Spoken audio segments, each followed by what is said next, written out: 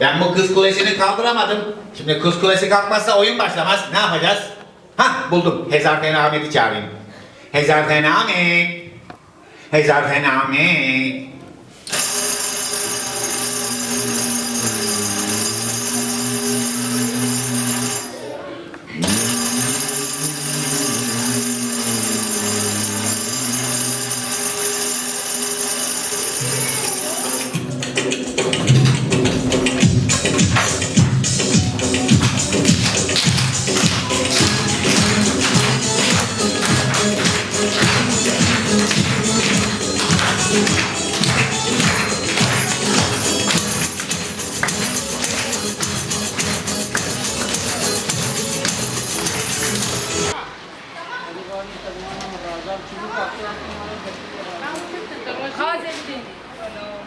شعر وارد شعر خالد وارد ليش شعر شعر مشتوي ذات خاطري تتعامل ذات كان داير بالباب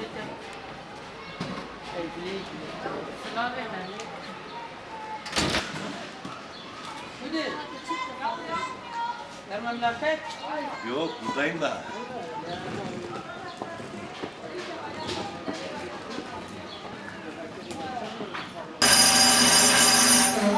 Ama bu ne hal Karagöz? Sorma Hacı bak. Her gün hamburger yiyordum. Sabah bir kalktım hamburger olmuşum. Yahu Hacı bak yardım et ne yapacağız? Ben nereden bileyim Karagöz'üm? Ben gideyim doktorlara sorayım.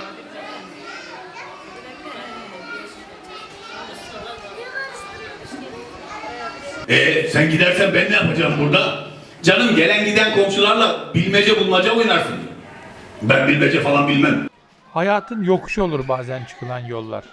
Hangisi gerçek bir yokuş, hangisi hayali birbirine karışır. Belki de ikisi de aynı şeydir. En kolay bilmeceyi sor. Hani var ya, çarşıdan aldım bir tane, eve geldim 1000 tane. Emek, yetenek ve cesaretten başka silahı olmayanların hikayesidir bu.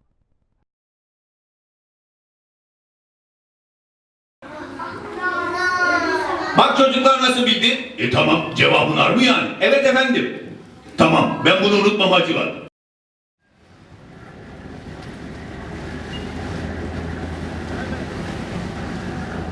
Yok değişmedi. Aşağı gelsene. Komşu gelmeyeyim ama istersen sana buradan bilmece sorarım.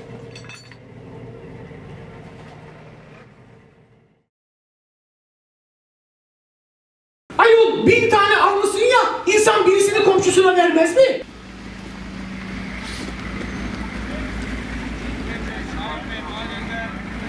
Çarşıdan aldım bir tane, eve geldim 1000 tane. Aa, nasıl sığdı eve? Ne nasıl sığdı eve? Adamsızların, kendi gücünden başka hiçbir şeye güvenmeyenlerin, ununu elemiş ama eleğini asmamışların hikayesidir. Bozuk düzende sağlam çark olma çabasıdır onlar. Kimseye boyun eğmeden, eyvallah etmeden, küçülmeden, kimseyi küçümsemeden, hızla dönen ama döndüğünü belli etmeyen, hep aynı yöne dönen, bu anlamda dönek olmayan dünyada, dünyanın hızına uyamayan ama kendi hızını azaltmayan, saman alevi olmayan, parlayıp sönmeyen, rüzgar gülü gibi dönmeyen, karanlıkta şaşıranlara hep yolunu gösteren bir çoban yıldızı gibi kararlıca ışıldayanların hikayesidir. Bilemezsen niye kızıyorsun yahu? Ben anlamam. O zaman ben de sormam. Sor! Küt pat! Anne! Çattık belaya yahu.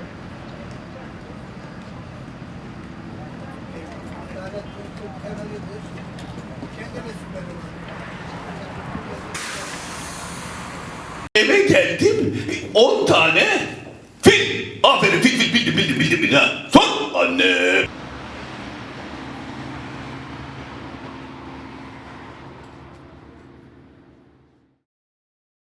Çarşıdan aldım 20 tane, eve geldim 40 tane. Timsah! Aferin bildim.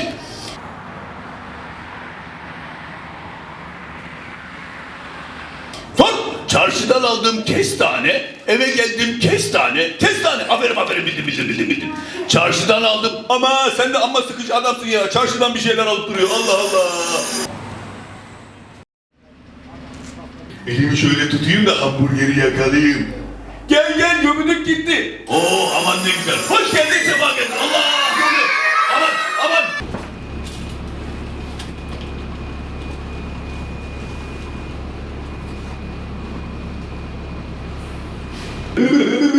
Ay! Sanki arkamda bir şey vardı. Çocuklar arkamda bir şey mi vardı benim?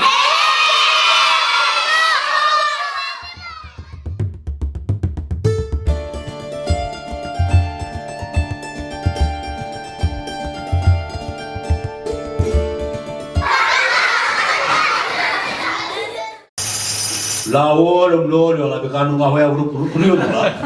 Neye geldik? Ana öldük mü la? Ana hayda.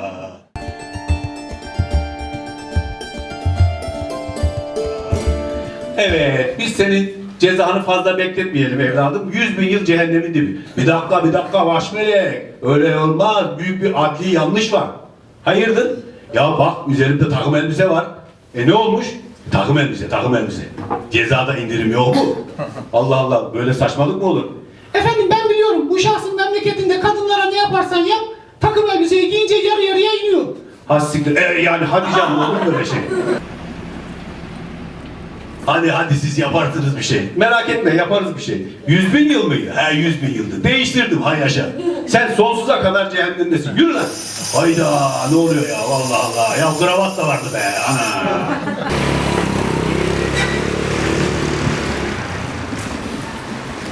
Hakaretlerinizi duymazdan geliyorum, şaşkınlığınıza veriyorum. Durum bildiğiniz gibi değil. Zaten bir bok bildiğim yok. Bakın dinleyin. Ha buyurun. Şimdi efendim yıllar önce senin dedenizin dedesinin dedesi Osmanlı'da askermiş. Evet. Bunlar Ruslarla savaşıyorlar. Göğüs göğüse savaş oluyor. Göğüs mü? Terbiyesizlik yapma lan. Lan mı? Beni de kendine benzetti ya.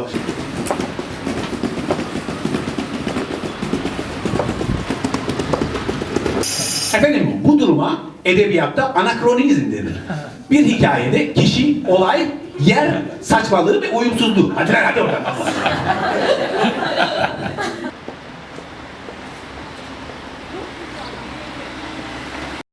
Çok gülmüş Hacivat'a sille. Hay ellerin kırılsın. Münasip bir tarafına receiver kurulsun. Bana bak, vurup durma, çok kötü yaparım seni. Ona göre. Siz de bizim zamanımızdaki Karagöz ile Hacivat gibi birbirinizi taklit edip onları taklit mi edersiniz? Yok efendim biz onlarız işte Karagöz'le Hacı. Aman bana bak, sakın o meseleye girme. Şimdi gene diyeceğim ondan sonra efendim nasıl olur da 500 yıl önceki şey gene gelir diye. Efendim bu duruma anakronizm. Ya bir git Allah'ını seversen be. Bana bak Karagöz, ne var?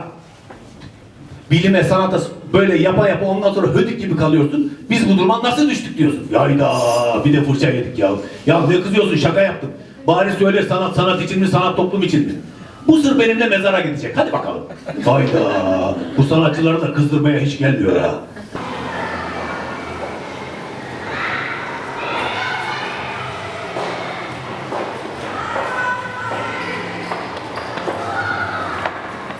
Yıllar önce mizahı yol olarak kendime seçtim. İşte tiyatroyu, yazar, oyuncu. Ama tiyatroda şöyle bir durum var. Birçok insan olduğu için çeşitli sebeplerden dolayı, maddi sebepler ya da anlaşamama gibi tiyatrolar dağılıyor. Tekrar bir araya geliyorlar. Oysa Karagöz'de böyle bir şey yok. Dağılamazsın çünkü tek kişisin. Bir kere böyle bir güzelliği var.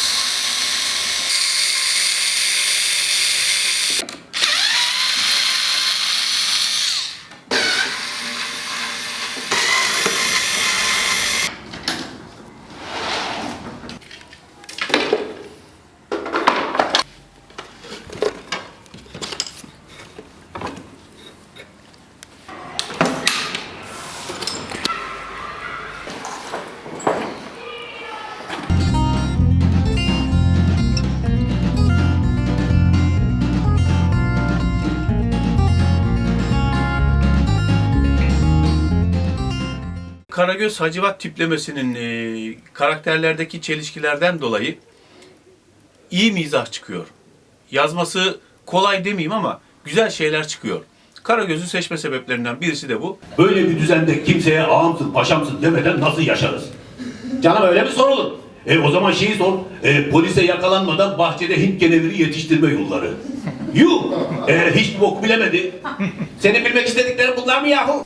Diğer Karagöz oyunlarından şöyle söyleyeyim, tabii yuvarlak rakam diyelim. Yani 5 oyun varsa 3'ü vasat ya da vasatın altında oluyor. Çünkü bunu yapanların hepsi direkt Karagözcü değil. Bu işe samimi olarak emek vermiş insanlar değil. O yüzden o kadar oyundan hepsi çok başarılı olamıyorlar. Bırak modern hayatı. Vallahi senin dişçiden haberi yok. Puh! Ulan asıl senin dişçinin istediği paradan haberi yok. Sana puh! Geçen dişimi doldurttum dişçinin ağzıma.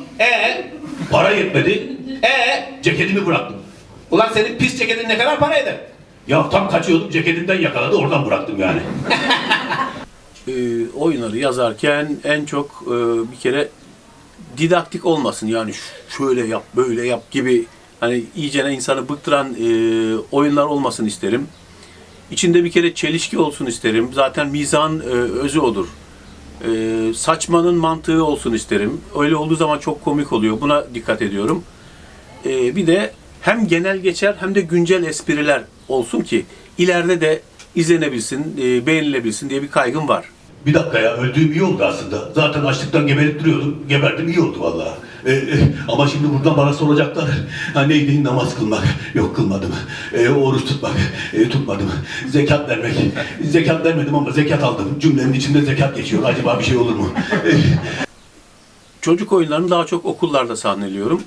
Çocuklar Hacı Bak gelene kadar ben misafirlerle o bilmeceyi oynarım ama sizden ricam bilmecenin cevabını söylemeyin misafirlere olur mu?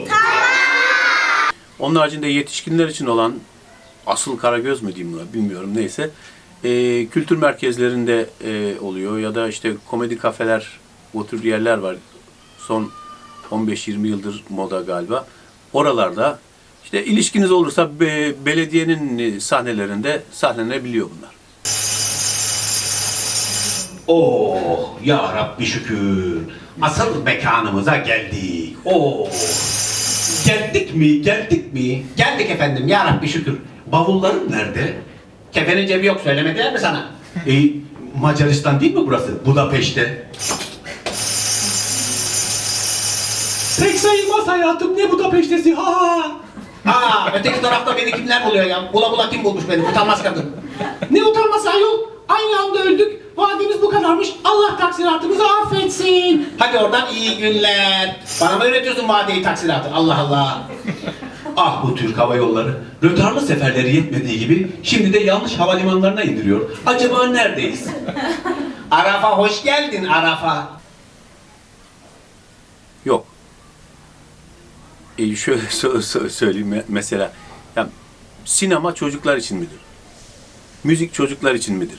Değil ama çocuklar için de müzik yaparsın, çocuklar için de sinema yaparsın. Karagöz de öyledir. Yani çocuklar için de Karagöz yaparsın. Ama hani çocuklar içindir. Değil tabii ki. Çocuklar için de Karagöz yaparsın ve yaparsan, güzel yaparsan da bal kaymak olur. Arafat, Yaser Arafat. Filistin mi, Gazze mi? Hadi koşalım, çocuklara yardım edelim. Haydi. Sus be adam. Allah Allah. Öldük biz beyefendi, nalları diktik. Ölmek ama siz öldün Öldün. Allah Allah. Yahu birisi ölünce bu durumu sevenleri kabul edemez. Herif kendi kabul edemedi ya. Allah Allah. Zaten klasikleşmiş oyunlar var. Büyükler için olan eski oyunlardan. Bu 30 ya da 40'ı buluyor mu? Tam hatırlamıyorum da. Onlar zaten klasikleşmiş. Onları günümüze çevrilerek oynayanlar oluyor. Ben daha çok kendi yazdıklarımı oynamak isterim. Benim öyle bir derdim var. Kendi mizahımı anlatmak isterim. Siz nasıl öldünüz bayan? Müşteriyle hesapta anlaşamadık. İş bitti, para vermiyor deniyor. Ben de aldım bunu, çarptım duvara. Zavallı duvar. Şöyle bir durum olabiliyor. Kültür Bakanlığı'na başvurduğunuzda onlar seçim yapıyorlar ve bir oyununuza sponsor olabiliyorlar, destek verebiliyorlar. Sonra bunun adamları geldi. Onlar da seni çarptı aynı duvara tabii. Sonra da 2 şarjör mermi boşalttılar üzerinden. Sonra da üzerinden jiple geçtiler. Sonra da beyzbol sopasıyla dövdüler. Sonra da aslanlara yedirdiler. Aslanları da uçurumdan attılar. Kadına bak rahat rahat anlatıyor ya. Allah Allah. Ayol ne bileyim, vallahi ne yaptılarsa ölmedim, iyi mi? Aman hocam iyi oldu vallahi. Benimki de yaşamak mıydı? Şu halime bak. Enteresan. Tevekkül sahibi bir hayat kadını. Burada herkes eşit. Haddinizi bilin. haklısınız. Affedin beni bacım. Allah'ım ne yaptım ya? Ne yaptım da bu işini benim yanıma verdin? 3 boyutlu filmlere, teknolojik gövde gösterilerine karşı hep direnecek bir devimiz var.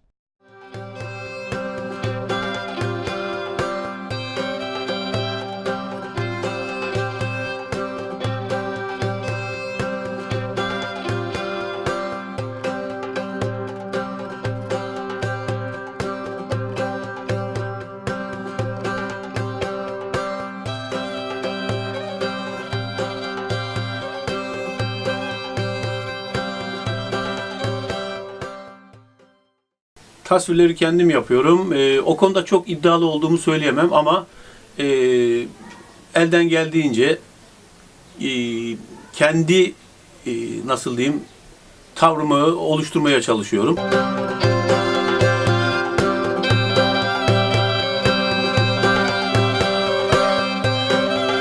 Neydi sorunun devamı?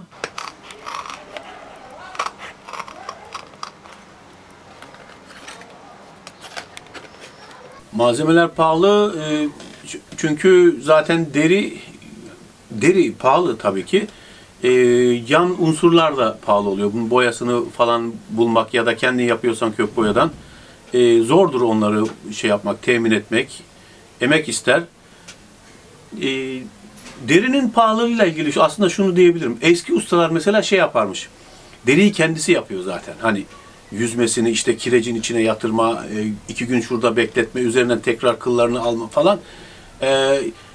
Burada bir şey var. Tamam ayrı bir emek var ama bunun istenmemesi lazım artık bence. Çünkü nasıl yani ben hem yazacağım hem tasviri yapacağım, oynatacağım. Deriyi de mi ben keseyim? O zaman danayı da ben yakalayıp danayı da ben keseyim yani.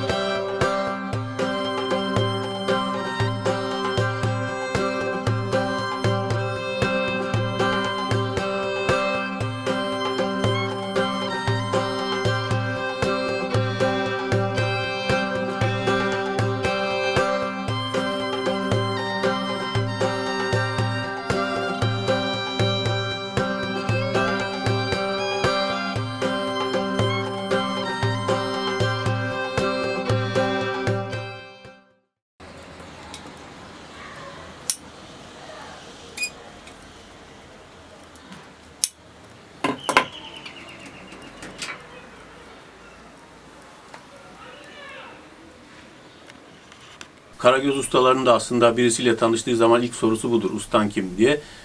Ustam yok. Şöyle yok. Bir ustanın yanına gidip de yıllarca çalışmadım ben. Ama illa bir usta aranıyorsa da en büyük usta, en yetenekli usta benimkisi diyeyim. Kim? Allah o zaman benim ustam. Ama şöyle bir durum var. Usta deyince, ustadan kasıt öğretmenlikse Karagöz mizah değil mi? Asıl amacı Karagöz'ün mizah çıkış noktası. Ne kadar eski usta mizahçılar varsa ben onlara sadece gülmek için izlemedim onları. Öğrenmek için de izledim. Orada niye yapmış? Orada o espriyi nasıl koymuş? Espriden önce ne yapmış ki espri gelmiş? Atıyorum. Onları öğrenirsen ondan o senin ustan olur. Bu anlamda da ne kadar bildiğiniz eski komedyenler varsa hepsi benim öğretmenim ya da ustam diyebilirim. Ama hani birisinin yanında yıllarca çalıştım mı? Hayır. Gelsin amel defteri. Bu mu? Efendim bu amel defteri bu. Olur mu ya? Amel defteri dedin 2 cilt 3 cilt olur. Böyle amel defteri mi olur? Efendim ben araştırdım. Bu şahıs felsefeye dalmış. Dalmış ama çıkamamış. Felsefede kalmış. Evet. Bütün hayatını teoriyle doldurmuş. Pratik sıfır. Günah, sevap, tıs. Tabii ki isterdim ben de birisini yetiştireyim, bir yardımcı, yardak olsun. Ona sadece hatta Karagöz'ü değil, kendi mizah anlayışımı da öğretmeye çalışırdım. Hatta belki eski ustalar gibi ben de şey yapardım, biraz nazlanma, bazı şeyleri göstermeme, 2 ay, 3 ay, 5 ay saklama falan gibi yaparlarmış. Hatta bazı ustalar varmış, 10 yıl, 15 yıl el vermezmiş yardımcısına, ustalık vermezmiş. Karagöz zor ama böyle 10 yıl, 15 yılda yapamayacağın kadar zor bir şey değil. İyi bir emek verirsen mutlaka yaparsın. Yapamıyorsan o konuda yeteneğin yoktur. ya da ustandaki iş yoktur. Evladım Kerem'im. Karagöz dede Karagöz. Allah Allah. Ben yeterince dinlendim. Artık benim iş bulmam lazım. Sadece Karagöz'den geçiniyorum. Bunun şöyle bir zorluğu oluyor. Çocuk oyunlarında bir kere yılın 5 hatta 6 ayı oyunu olamama durumu oluyor. Böyle bir zorluğu var. Onun haricinde de artık kültür merkezlerinde ya da kiralanan tiyatro sahnelerinde ne kadar kazanırsanız. Öyle bir zorluğu var. Dijitalleşen dünyaya oyun oynayarak gölgesiyle direnir Karagöz. Karagöz dendiğinde aslında Hacivat da denmektedir. Nasıl işse bu, Karagöz sanki aynı zamanda Hacivat'tır. Onlar kavgaları neşe saçan tek ikilidir. İzmir'de yolda yürüyorum. İnşaatın yanından geçerken usta yardımcısına bağırıyor. Lan doğru dürüst yap şu işi. Karagöz perdesi mi kuruyorsun? Ben de oradan alttan geçiyorum. Ya Karagöz perdesini ben 1 saatte kuruyorum. O ne iş yapıyoruz da o sırada bilmiyorum ama oyunun kendisi 45 dakika 1 saat olsun. Kurup toplaması 2 saat yani. Bu kolay bir şey değil. Sanki Karagöz'ün Hacivat'a attığı her kafadan bir ses çıkan topluma kendine gel mesajıdır. Gölgesi kendisinden meşhur, gölgesi kendisinden canlı, acayip bir ikili. Işıkla beslenirler karanlığı aydınlatırlarken. Karagöz'üm geçmiş ola. Herkes yavaş yavaş yola koyula. Beni sevin. Hak bereket. Hacivat'a son bir hareket. Genel bir şey söyleyebilirim. Size sunulan bir değeri gerçekten siz seviyor musunuz yoksa o bir dayatma mı, size bir dayatma mı olup olmadığının farkına varın isterim. Herkes bunun farkına varsın isterim. Çünkü genelde hep dayatmayla bir şeyler seviyoruz. Farkına da varmıyoruz galiba. Yıktım perdeyi, eyledim viran. Varayım sahibine haber vereyim hemen. Bir dahaki oyunda elime geçersen baksana neler yaparım. Aslında bu soru bence şöyle sorulsun. Niye işletmeyi seçtim? Çünkü benim için yanlış olan oymuş. Tabii ki yani o mesleği sevenler olabilir de benim için yanlış olan oymuş. Bunun farkına yıllar sonra, üniversiteye girdikten sonra varabildim. Ama şöyle bir şey var.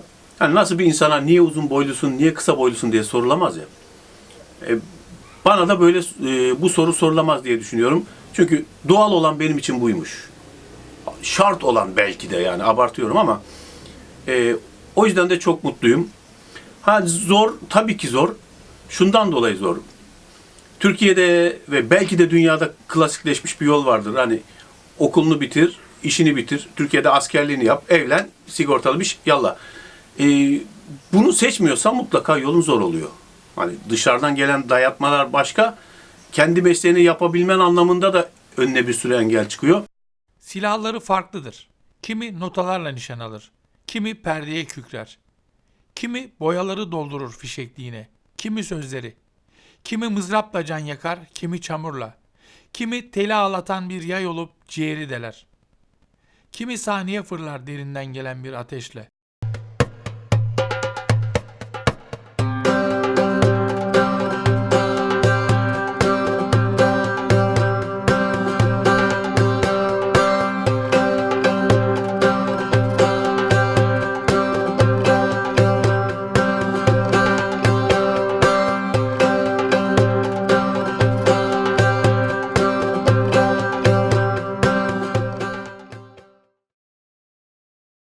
Ama güzel olan şu, kendi seçtiğin yolda gidiyorsun.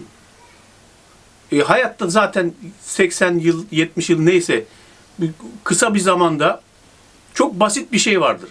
Bir yol seçersin gidersin. Hayat ama işte bu dediğim dünya sana bunu yapıyor, zorluk çıkarıyor, gidemezsin.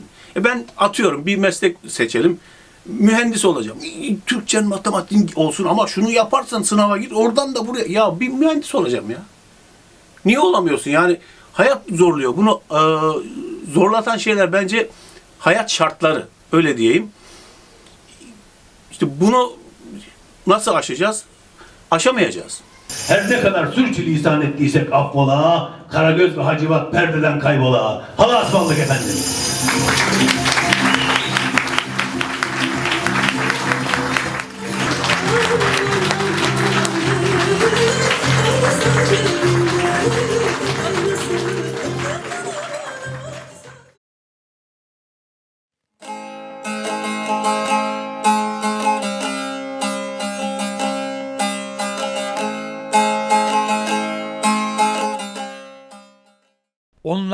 hiç umulmadık yerlerde dümdüz bir kayanın arasından fışkıran ve de yüzünde mahcup bir gülümsemeyle dünyayı selamlayan bir çiçek kadar inatçıdırlar. Onlar aykıranlardır.